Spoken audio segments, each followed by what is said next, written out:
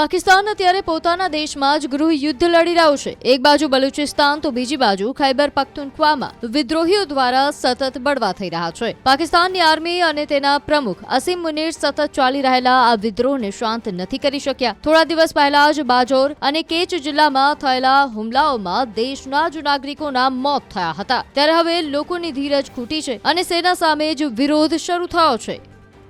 શું પાકિસ્તાનની સેનાએ હવે પોતાના જ લોકો પર અત્યાચાર કરવાનું શરૂ કરી દીધું છે? આ સવાલ એટલે ઉભો થઈ રહ્યો છે કારણ કે પાક સેના તેના કથિત વિદ્રોહીઓ સામેના જેટલા ઓપરેશન કરી રહી છે તેમાં નાગરિકોના મોત થઈ રહ્યા છે। પાકિસ્તાનના બે અલગ અલગ પ્રાંતોમાં આવેલા આ સમાચારોથી પાકિસ્તાની સેનાની કાર્યશૈલી પર સવાલ ઉભા થયા છે। ખૈબર પખ્તુનખ્વાના બાજોર જિલ્લામાં સ્થાનિક લોકોએ સેના પર આરોપ લગાવ્યો છે કે સેનાએ ભારે હથિયારોથી તેમના ઘરો અને મસ્જિદો પર ગોળીબાર કર્યો હતો, તો બીજી તરફ બલુચિસ્તાનના કેચ જિલ્લામાં 4 લોકોનું અપહરણ કરાયું હતું। ત્યારબાદ તેમની હત્યા કરીને લાશને ફેંકી દેવાઈ હતી। આ બંને ઘટનાના વિરોધમાં સ્થાનિક લોકો રસ્તા પર ઉતરી આવ્યા હતા અને ઉગ્ર પ્રદર્શન કર્યા હતા।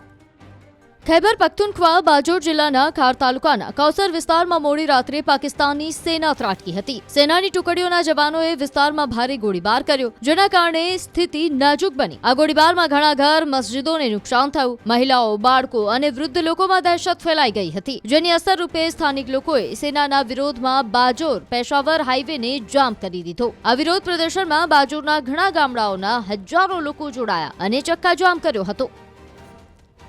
પ્રદર્શન કરતા લોકોનું કહેવું છે કે આ પહેલા થયેલી શાંતિ સમજૂતીમાં સ્પષ્ટતા કરાઈ હતી કે સેના દ્વારા થતા ઓપરેશનમાં સ્થાનિક લોકો પર હુમલા નહીં કરાય, પરંતુ પાકિસ્તાની સેના આ સમજૂતીનું જાણે છેદ ઉડાડતી હોય તેમ બાજોરમાં અડધી રાત્રે ઓપરેશન કર્યું અને સ્થાનિક લોકો પર હુમલો કર્યા। આ હુમલા સેનાએ કરેલી સમજૂતીનું ઉલ્લંઘન છે। સેનાએ કરેલ આ કાળા કામના વિરોધમાં જ લોકો રસ્તા પર ઉતર્યા અને જોરદાર વિરોધ પ્રદર્શન કર્યું।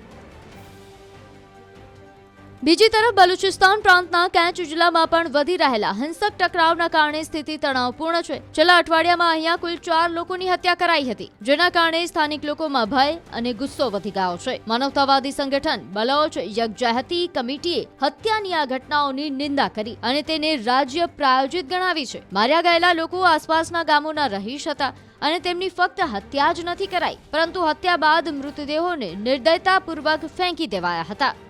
આ ઘટનાથી સુરક્ષા અને ન્યાય પ્રત્યે સ્થાનિક લોકોનો વિશ્વાસ ઉઠી ગયો છે। ઘણી સંસ્થાઓએ આ ઘટનાની વિશેષ તપાસ કરીને દોષિતોને સજા આપવા ઉગ્ર માંગ કરી છે।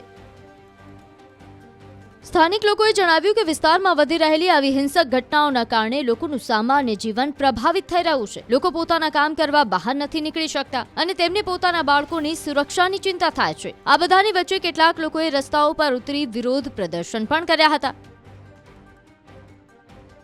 હવે પાકિસ્તાનમાં એવી સ્થિતિ ઊભી થઈ છે કે આસિમ મુનીરની સેના જ સ્થાનિક લોકોની દુશ્મન બની રહી છે। બલુચી લોકોને સેના પર વિશ્વાસ ઉઠી ગયો છે, જેની અસર રૂપે આ વિસ્તારમાં હુમલા વધી રહ્યા છે।